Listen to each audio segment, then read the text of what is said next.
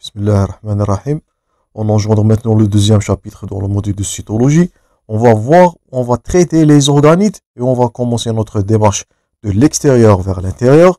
Commençons premièrement par l'organe le plus externe, plutôt l'organite le plus externe qui est la membrane plasmique. Pour les gens qui viennent juste de nous suivre, tous ces supports vous allez les retrouver dans la description. Abonnez-vous toujours, je vous invite pour ne pas rater les prochaines vidéos. Un maximum de partage comme d'habitude et on engendrera notre deuxième chapitre. Donc commençons premièrement par des généralités. La membrane plasmique, l'aspect que vous êtes en train de voir à droite dans l'illustration, c'est une structure remarquablement qui est mince, qui est délicate. On va détailler sa structure dans notre démarche dans ce cours. Elle va séparer la cellule vivante de son environnement. Donc toute altération de cette membrane peut engendrer le pronostic, voire le fonctionnement, peut engendrer aussi la mort de cette cellule. Elle est constituée d'une enveloppe continue de cette cellule. Elle se caractérise par cette membrane plasmique, sa composition chimique qui est variable. On va détailler ses constituants, les lipides, les protéines, les glucides. Tout ça, on va voir dans ce chapitre ou bien dans ce cours. Ces molécules ou bien ces constituants sont des molécules de nature variable. Ils sont adaptés à cette dernière. La deuxième caractéristique de cette dernière, et toujours je vous invite à prendre note, c'est la filtration qui est, notez-vous bien le terme sélectif, de substances entrant voire en sortant du compartiment cellulaire. On va voir dans les parties de ce cours les modalités de transport actif, passif, facilité. Donc la membrane plasmique elle a comme rôle aussi le transport des molécules, pas seulement la protection, et les mécanismes qui vont permettre le transport physique de cette substance. On répète, active, passive, unipore, sympore, phagocytose, endocytose, tout ça on va voir. Et aussi dernièrement les récepteurs qui vont unir les ligands spécifiques de l'espace extérieur. Ça va donner ou bien ça va contribuer à la transformation ou bien voire à la transduction du signal de l'extérieur à l'intérieur. Donc la membrane plasmique elle a un rôle premièrement, vous pouvez noter dès maintenant, de protection, de filtration voire de transport des molécules intra-extracellulaires, aussi des mécanismes d'endocytose et de phagocytose voire exocytose, et dernièrement molécules ou bien phénomène de communication. On va voir la communication intracellulaire dans un autre cours isolé apparemment. La membrane plasmique ainsi que les membranes des organites ont des structures similaires. C'est une question fréquemment posée. Donc la membrane de la cellule, cette bicouche, vous pouvez noter dès maintenant, bicouche phospholipidique, elle a la même caractéristique des organites, ou bien comme les autres organites qu'on va détailler dans ce chapitre. Donc, concernant le réticulum endoplasmique, l'appareil de Golgi, concernant la mitochondrie, elle a une membrane, donc les organites, c'est une phrase à retenir, ont une membrane plasmique, bien une organe, voire une membrane des organites qui est similaire à la membrane plasmique de la cellule. Donc, ils sont toutes constitués de molécules qui sont lipidiques, protéiques, et vous pouvez rajouter les glucides. Ce qu'on va voir, c'est la notion de glycocalyx dans ce cours. Donc, c'était quelques généralités. Maintenant, on va passer au but du sujet. Donc, quelle est la structure de cette membrane plasmique? Nous avons deux aspects. Nous avons premièrement un aspect en microscopie optique, ce que vous êtes en train de voir. La membrane plasmique, elle apparaît sous forme d'un fin liseré. Liseré veut dire une ligne. Donc, on ne peut pas distinguer la bicouche phospholipidique, ce qu'on va voir dans le titre prochain. C'est en microscopie électronique, j'insiste sur ça. C'est en microscopie optique qu'on peut mettre en évidence cette bicouche phospholipidique, deux couches qui sont noirâtres avec une couche interne qui est claire. Donc on répète, la membrane plasmique, la bicouche phospholipidique, les deux lignées, bien les deux traits, les deux couches qui sont sombres, à l'intérieur de ce dernier, on trouvera une couche qui est claire. Elle est seulement recognisée ou bien elle est seulement visualisée à l'aide de la microscopie électronique. Donc là voilà. Donc ça c'est en microscopie optique. Vous ne pouvez pas détailler les constituants de cette membrane plasmique. Donc c'est un fin liseré. Donc là voilà, un simple trait noirâtre. Par contre, si on passera au fort grossissement après traiter cette dernière par le tétroxyde d'osmium, voilà sa structure, et voilà. Donc vous êtes en train de visualiser la différence. Voilà une membrane plasmique qui est visualisée à l'aide de microscopie électronique. Toujours, j'insiste, c'est pas de la microscopie optique. Un étudiant doit différencier entre les deux aspects. Et voilà, ça c'est votre membrane plasmique. C'est pas un seul liseré, c'est pas un seul trait noirâtre. Ce sont deux couches qui sont sombres. Donc voilà, bicouche sombre. À l'intérieur de cette dernière, il s'agit d'une membrane ou bien d'une couche qui est pâle, qui est claire. Là encore, ça c'est votre membrane plasmique. Deux couches qui sont noirâtres, qui sont sombres, avec à l'intérieur de cette dernière une couche qui est claire. Donc bien bicouche. À l'intérieur de cette dernière, il existe une clarté. Donc, seul, c'est écrit dans votre support, seul le microscopie électronique qui nous permet d'observer directement sa structure. Faites attention, au microscopie optique, on répète pour la dernière fois, c'est un seul simple liseré. Donc, on ne commettre pas cette erreur. C'est en microscopie électronique qu'on peut voir les structures que vous êtes en train de visualiser à droite. Bien sûr, après les techniques de mise en évidence, deux techniques qui sont utilisées. Donc, on a premièrement l'observation à coupe mince. Donc, après une fixation, comme je vous ai dit, au tétroxyde d'osmium, elle va apparaître formée de trois feuillets. Deux feuillets qui sont osmiophiles. Je vous invite à prendre ce terme, osmiophiles, qui sont sombres. Donc, les deux lignes ou bien les deux feuillets sombres, ils sont osmiophiles. Par contre, le feuillet interne qui est clair, ce que vous êtes en train de voir à droite, il est dit osmiophobe. Donc, seulement à la microscopie optique, seulement à la microscopie électronique, vous allez visualiser ces structures.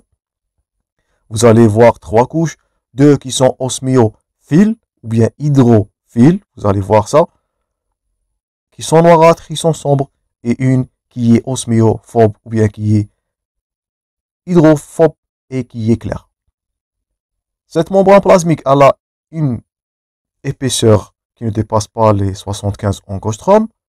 Le feuillet dense externe, il apparaît garni des minces fins glycoprotéines. On va voir les glycoprotéines comme structure de cette dernière, dont les fibrilles sont perpendiculaires à la membrane. C'est le cell coat ou bien le glycocalyx. Notez-vous bien ce terme, on va voir parmi les constituants de cette membrane plasmique, le glycocalyx, c'est ce dernier, si on vous pose la question, qui va donner le caractère, notez-vous bien, asymétrique de la membrane plasmique.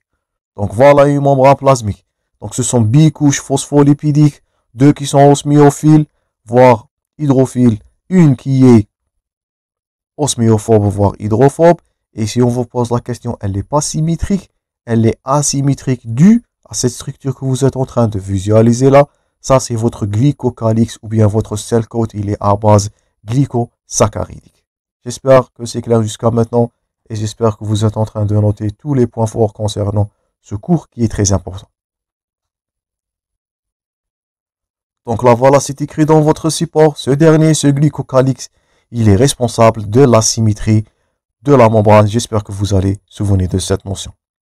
Donc ça, c'était la première observation en coupe mince.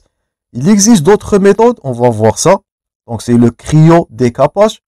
Voilà, le cryodécapage, il nous permet de visualiser cette membrane en tridimensionnel. Donc ça ressemble au cours précédent où on avait vu les microscopies optiques et électroniques. Vous pouvez consulter ce cours pour plus d'informations. Toujours traitez vos modules en enchaînement. Donc voilà, ça c'était un aspect qui est à coupe mince. Donc bidimensionnel. Lorsqu'on dira cryodécapage, c'est la tridimensionnelle. Vous voyez là, c'est l'interne aspect qui est tridimensionnel. Donc après cryodécapage, l'observation des répliques va nous montrer une membrane plasmique qui est clivée de deux hémimembranes. Donc ce sont les deux couches qui sont sombres. Et une hémimembrane, plutôt une hémimembrane qui est externe, exoplasmique. Donc on dira qu'il s'agit d'une membrane exoplasmique ou hémimembrane qui est externe. Donc là voilà. Cette première-là, bien, cette hémimembrane qui contient le glycocalyx, c'est elle qui est dite externe, c'est bien c'est elle qui est responsable à la symétrie. Par contre, l'interne là, elle est dite une membrane interne ou bien elle est dite côté hyaloplasmique. Référence au hyaloplasme. On répète, ce sont deux bicouches ou bien deux couches phospholipidiques. L'une qui est externe, elle va répondre à quoi? Elle va répondre à la structure exoplasmique. Exo veut dire externe. La deuxième, elle est en communication avec le hyaloplasme. On va voir le hyaloplasme comme prochain titre. Donc, elle est dite la côté ou bien l'imimembrane qui est dite hyaloplasmique. Donc, ne confondre pas entre les deux. Exoplasmique, c'est externe. Hyaloplasmique, c'est interne. Troisième titre pour l'organisation générale, ça va résumer tout ce qu'on a vidé jusqu'à maintenant. Donc voilà votre membrane plasmique. La membrane plasmique, elle est constituée par, on est en train de répéter pour mieux comprendre. Donc c'est une double couche lipidique. Elle a des protéines qui sont dites intramembranaires, voire intrinsèques. Vous allez voir le rôle de ces derniers protéines dans le transport. Et elle a des protéines qui sont dites extramembranaires, donc ils sont unis seulement à un seul côté cytosolique. Donc ils sont dites des protéines extrinsèques. Donc intrinsèques, donnons l'exemple de cette dernière. Donc voilà, ces dernières, ce sont des protéines qui sont dites intrinsèques. Ils sont à l'intérieur, ils sont en contact avec les deux hémicouches, ou bien hémimembranes. Par contre, si on passe à la deuxième illustration, donc là toujours la structure de membrane, ça c'est des protéines intrinsèques. Et voilà, donc ce qui est à l'extérieur. Voilà, ça c'est votre protéine qui sont dites extrinsèques. Ils sont attachés seulement à une seule ou bien une seule hémimembrane. Donc les protéines intramembranaires, intrinsèques, des protéines qui sont dites, on répète, extrinsèques, internes au côté cytosolique ou bien externes dans le côté externe de la membrane ou bien l'hémimembrane qui est dite exoplasmique. Donc si on prend l'exemple, ça ce sont des protéines qui sont situées dans l'hémimembrane exoplasmique. Et voilà des protéines qui sont extramembranaires, qui sont extrinsèques, qui sont attachées seulement au côté cytosolique de cette dernière.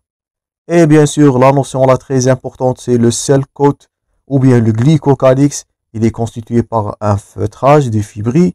Il est constitué, si on vous pose la question, quelle est la structure principale, quelle est la nature de ce glycocalyx qui va donner le caractère immunogène, qui va donner le caractère, on va détailler ce dernier dans la deuxième partie, le caractère asymétrique, vous allez dire qu'il a, bien qu'il est de nature qui est glycidique. Donc jusqu'à maintenant, on a vu les structures. Voilà votre composition de la membrane plasmique. Elle est constituée, là dans votre support, c'est l'exemple des hématies. Elle est constituée premièrement de 40% de lipides. Tout ce qui est en gras, il y a à retenir est bien sûr hyper tombable. Je vous invite à le citer, à le noter. Donc 40% c'était des lipides. 52% c'était des protéines avec leurs deux variétés. J'espère que vous êtes en train de simuler. Intrinsèques voire extrinsèques. Et 8% des glucides. Et c'est cette 8% ou bien ce pourcentage de 8% de glucides, c'est ce dernier qui va donner, qui est l'origine du glycocalyx et de l'asymétrie de cette dernière. On va arrêter notre démarche là. Je vous invite à noter tous les points forts concernant ce qu'on a vu là, car ce sont des notions de base toujours et ils sont hyper tombables. On va continuer. On va voir prochainement la composition chimique de cette dernière. Bon courage à la suite de ce cours et merci pour votre attention.